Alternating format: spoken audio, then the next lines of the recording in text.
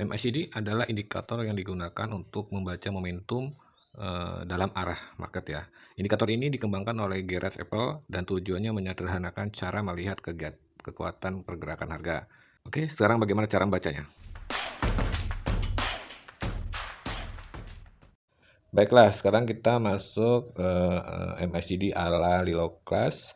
Pertama, setelah ketemu arah tren, ketika MACD berada di atas garis 0, itu berarti MA cepat berada di atas MA lambat. Artinya, harga cenderung dalam kondisi naik.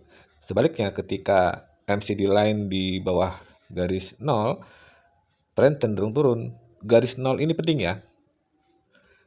Dia seperti batas antara zona dorong naik dan zona tekan turun. Ketika cross atau persilangan, ini salah satu sinyal paling umum digunakan. MACD line atau volume memotong ke atas garis sinyal posisi awal naik.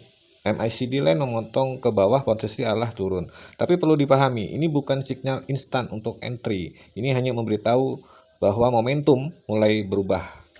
Ketiga, momentum melalui histogram di gambar ini memperlihatkan jarak antara dua garis tadi.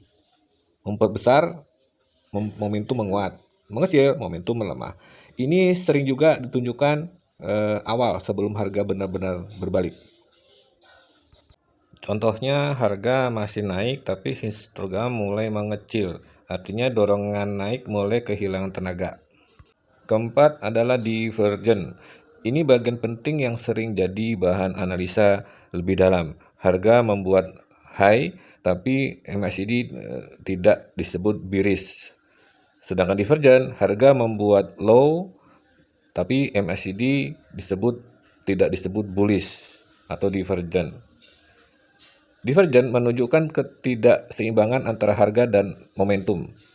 Dan ini sering terjadi atau menjadi tanda potensi pembalikan arah.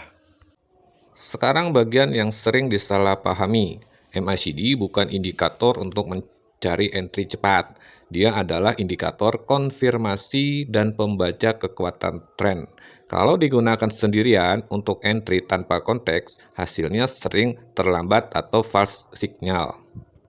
Karena MACD bekerja berdasarkan rata-rata, dia bersifat lagging.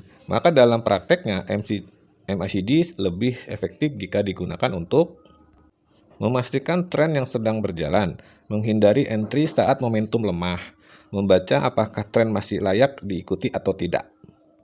Kesimpulan penting dalam materi ini, MACD membantu menjawab satu pertanyaan utama dalam trading. Pergerakan ini masih punya tenaga atau sudah mulai kehabisan tenaga?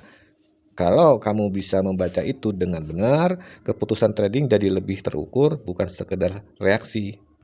Oke, terima kasih sudah menyimak materi MACD ini. Kita akan lanjut dengan materi selanjutnya yang bisa Anda diskusikan bersama Lilo Class, dan yang ingin bergabung silakan kontak nomor di bawah ini.